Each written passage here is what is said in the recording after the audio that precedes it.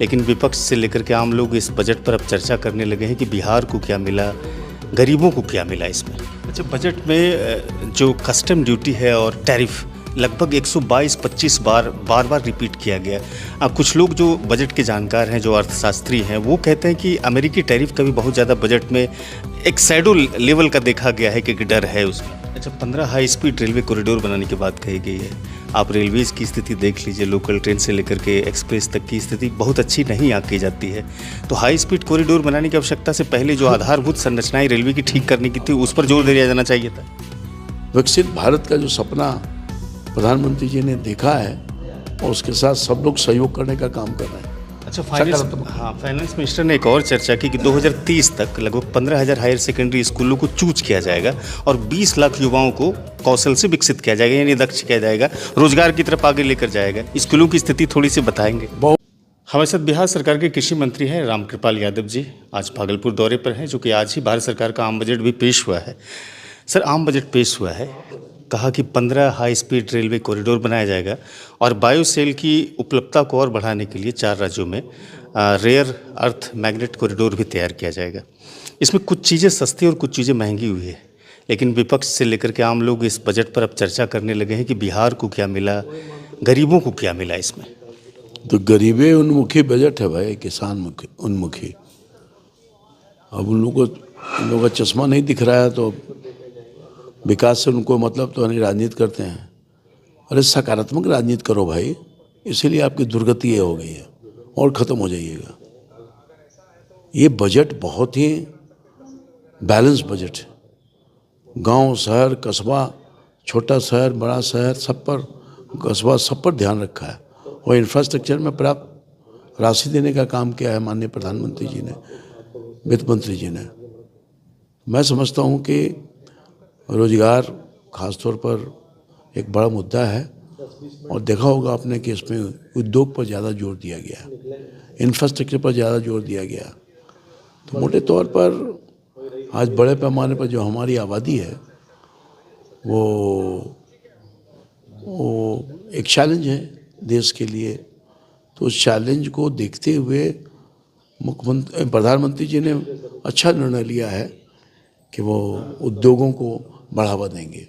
अच्छा, बजट में जो कस्टम ड्यूटी है और टैरिफ लगभग 122-25 बार रिपीट किया गया।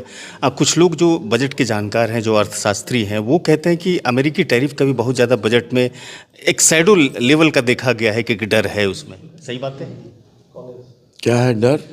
टैरिफ जो अमेरिका लगातार जो थ्रेट करते हैं वो। और ट्रम्प साहब, उसका कोई असर नहीं है। ट्रम्प के गिदर भपकी से भारत न कभी झुका है न झुकेगा। हम अपने शर्तों पर रहेंगे, हम किसी के शर्त को नहीं मानने वाले हैं।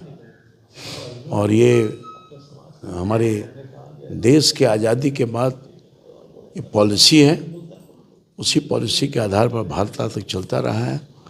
और ये ट्रम्प अपने शर्तों पर भारत को झुका देगा ऐसा समझता है तो 140 करोड़ की जो आबादी स्वाभिमानी है और अपने स्वाभिमान के साथ कभी समझौता नहीं करता अगर कोई चोट पहुंचाने की कोशिश करेगा तो। अच्छा, 15 हाई स्पीड रेलवे कॉरिडोर बनाने की बात कही गई है।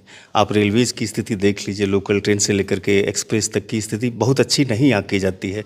तो हाई स्पीड कॉरिडोर बनाने की आवश्यकता से पहले जो आधारभूत संरचनाएं रेलवे की ठीक करने की थी, उस पर जोर दिया जाना चाहिए था। देखिए, ये निगेटिव सोच मत रखिए। कोई ये आप नहीं बोल रहे हैं, चर्चा हो रही है। लोग बोल, हाँ मैं समझता हूँ, आप क्यों बोलिएगा। ये बहुत पहले से सपना लोगों ने देखा, उस सपनों को साकार करने का काम कर रहे हैं। और नए तरह की टेक्नोलॉजी, नए तरह की, हमें भी गाड़ी चाहिए। हम जो विदेश में ये बहुत पहले था, आज हमारे देश में आ रहा है। प्रधानमंत्री जी ने प्रयास किया है, हमारे रेल मंत्री ने प्रयास किया है, वित्त मंत्री उसके लिए बजटीय प्रावधान रखने का काम किया है। हम धीरे धीरे, हमारे ग्रोइंग कंट्री है, हम आगे बढ़ रहे हैं। विकसित भारत का जो सपना प्रधानमंत्री जी ने देखा है और उसके साथ सब लोग सहयोग करने का काम कर रहे हैं।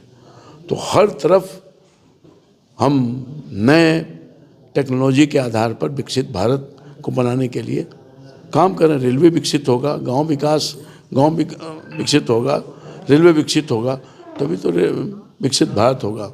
और उसी सोच के तहत माननीय प्रधानमंत्री जी की सोच के तहत ये सब कार्रवाई रेलवे विभाग द्वारा और वित्त मंत्री के माध्यम से किया जा रहा है। अच्छा, फाइनेंस मिनिस्टर ने एक और चर्चा की कि 2030 तक लगभग 15,000 हायर सेकेंडरी स्कूलों को चूज किया जाएगा और 20 लाख युवाओं को कौशल से विकसित किया जाएगा, यानी दक्ष किया जाएगा, रोजगार की तरफ आगे लेकर जाएगा। स्कूलों की स्थिति थोड़ी सी बताएंगे। बहुत अच्छी बात किया है इन्होंने।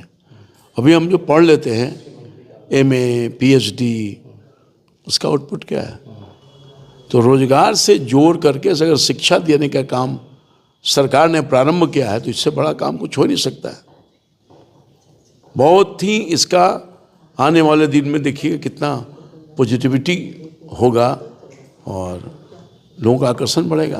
तो शिक्षा के प्रति आकर्षण खत्म होता जा रहा है कि हम डिग्री लेके क्या करेंगे, तो उससे तो रोजगार में मिलता नहीं है।